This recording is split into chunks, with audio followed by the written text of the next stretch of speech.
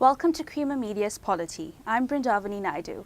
With me in the studio, I have Dr. Dale McKinley, an independent researcher, lecturer and activist, to speak on his report, Forgotten Voices in the Present Post-1994 Oral Histories from 3 Poor Communities in South Africa.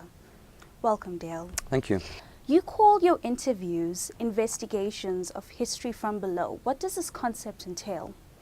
Well, basically, if you look at, we're looking at the post-1994 period, but in general terms, most history has been told from what we would say above. In other words, by elites, by those that have political and economic power, those that have access to communication and to media. The voices of those from below, in other words, those people on the ground, mostly poor people, is very often not heard and certainly not recorded.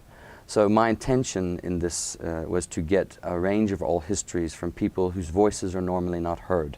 And when I say history from below, that's what we mean, on the ground, real, not just about institutions, about the state, about power, about large processes, but about every person's everyday life and what they've been going through. And that's history. It's just that oftentimes that history is not recorded or recognized.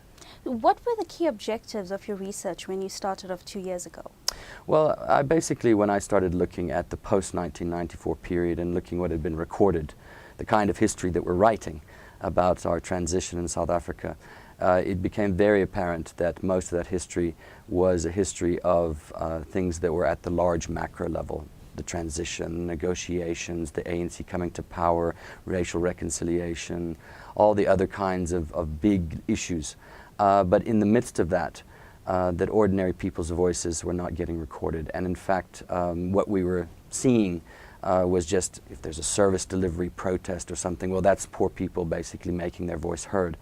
And my intention was to go into 3 different communities, one urban, one rural, and one small town or peri-urban, to get a cross-section of those kinds of voices from poor communities. And then we chose those communities and we went there, and over a period of 2 years, we talked to a range of different people, from a spaza shop owner to a teacher to a student to a retiree, a pensioner, and just asked them what life has been like for those since 1994.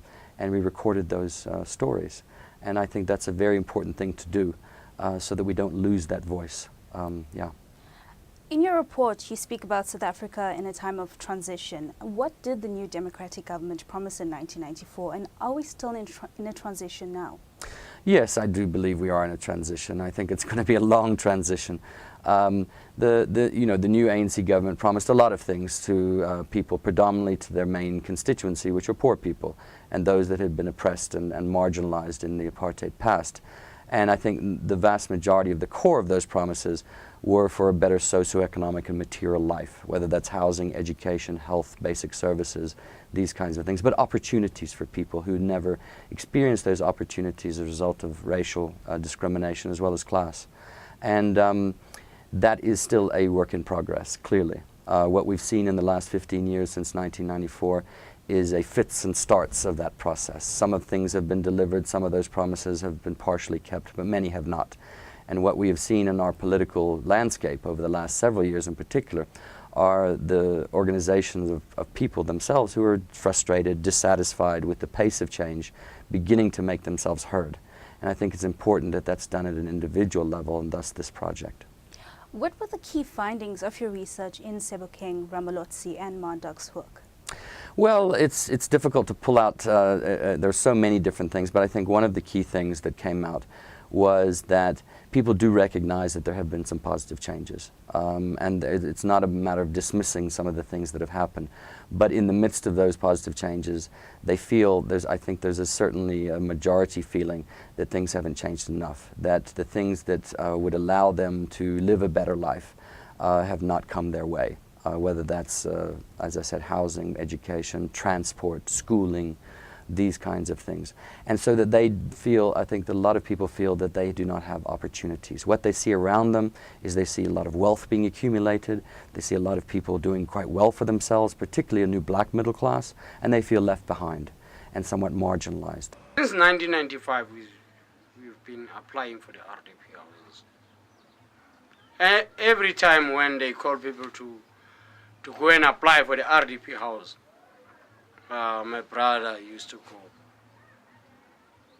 and apply for the RDP house. ntlo ena ha ke a kgotsofala ho hang hobane ntlo e ka nna ya wa neng kapa neng. Phoso tsa yona di ngata ntlo ena. Ha o sheba lebota la teng, lebota la teng mobu wa teng o ka go shota samente, e a patsoha, e na le masoba dikamoreng a bonahalang ka ntle hodimo masenkeng. Eya, ho la wa tjhentjha ko re le ne ona o la tshwara ona sa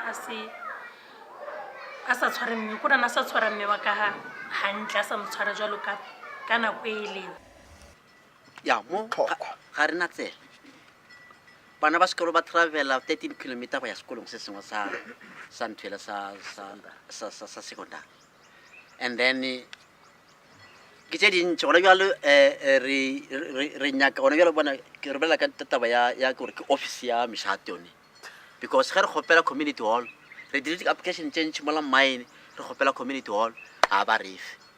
So ke tše dintši tše e le gore re a di hloka, naga le a e bona le lena gore naga e le batho ba ntsi gore ba hloka le meago ga e gona, because ke dilo tše dintši di nyakagago.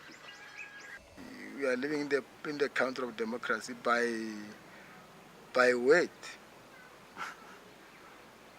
because if you can look, Mandala is the richest country. There is a lot of platinum and etc. of minerals, but I want to realize that even you can see in your eyes, we are an eyewitness as from now.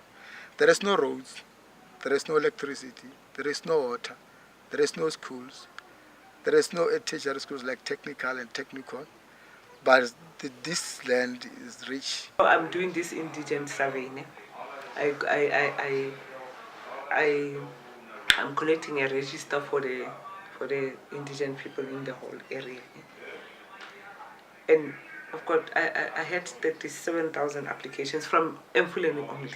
37,000 applications. I do door-to-door verifications. Each and I think every day, I would come across children who are left in their homes. The parents are deceased. They are hungry. You won't believe that I meet people every day. I meet people who go hungry for 3 days, and I'm not exaggerating.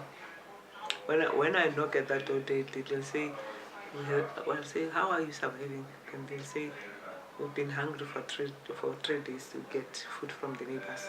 You wouldn't think it's a reality in an urban area like this, but it is a reality. And I think the other thing that came through was that most people are very disappointed in their public representation, in the character of the democracy that we have. They feel that they're not being represented properly, and that the people they have elected are oftentimes taking advantage of them and accumulating things for themselves.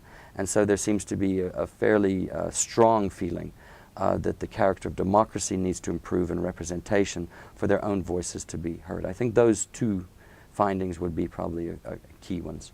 Your conclusion that South Africa's indigenous communities have been left behind in the transition to the promised better life for all seems particularly relevant in terms of the recent spate of service delivery protests under President Jacob Zuma. What are the implications of your research for government going forward? I think there's some very serious implications. I think that the first implication is they need to listen. They need to listen very closely, and they need to listen a lot better than they have been to ordinary people's lives. And the sense that I get from all of these testimonies very clearly is that people's frustrations and people's dissatisfaction with the lack of improvement in their lives is boiling. It's boiling up and under. And if the government and the Zuma administration, in this case the president, doesn't pay attention and doesn't begin to address those concerns, that's going to lead to further conflict and to a further wage gap, in other words, a wealth gap that we see in our country. I think that those of us that are privileged, that live in urban areas, that have basic services, that have most of what we need to wake up to these voices. We need to pay attention and realize that the future of South Africa and this transition that we're in is going to fail. The democracy will fail unless this gap is closed, unless the majority of people out there who are not wealthy, who are not in the middle class, who are poor, unless they feel as though they're part of the society. They feel as though they're included in things and not marginalized and forgotten. So it's not just a message to government. It's a message to society. Ordinary citizens, people here who are feeling that the South Africa that we're building is benefiting them, need to understand that they cannot leave out a large section of our population.